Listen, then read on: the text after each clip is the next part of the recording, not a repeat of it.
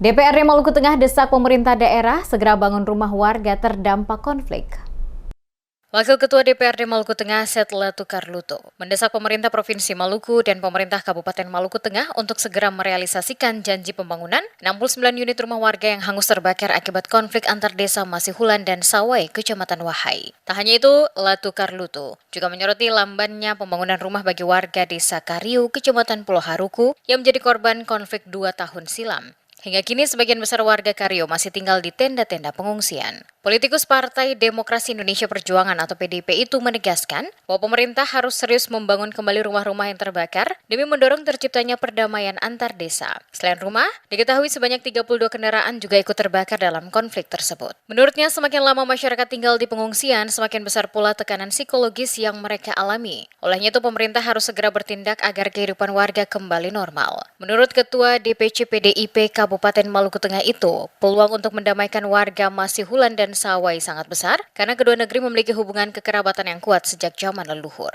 Ia juga mengingatkan agar pengalaman lambannya pembangunan rumah di Desa Kariu tidak terulang. Hingga kini, 2 tahun pasca konflik, sebagian warga Kariu masih belum mendapatkan rumah tetap dan harus tinggal di tenda. Lebih lanjut, Set menekankan pentingnya peran tokoh adat, tokoh agama, dan masyarakat dalam mencegah konflik serupa kembali terjadi di masa depan.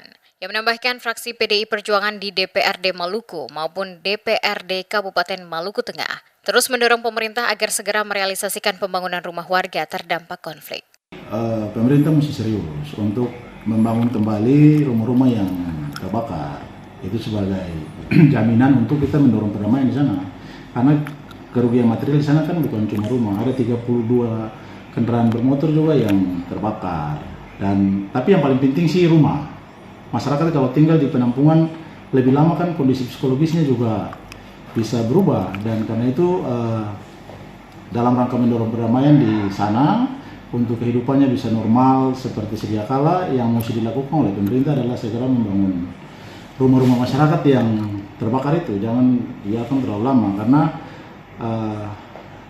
bahwa pemerintah sudah berjanji, baik kunjungan bupati, gubernur, semua kan sudah ke sana, sudah menyampaikan pernyataan di sana bahwa pemerintah akan segera membangun itu kembali. Itu yang harus dipercepat secara serius. Sebelumnya, anggota DPRD Provinsi Maluku dari fraksi PDI Perjuangan, Al-Hidayat Wajo, juga menyerukan percepatan proses rekonsiliasi atas konflik yang terjadi antara sejumlah desa di Kabupaten Maluku Tengah. Ia berharap langkah ini dapat mengakhiri ketegangan antar desa, memulihkan hubungan sosial, dan menggerakkan kembali roda perekonomian masyarakat.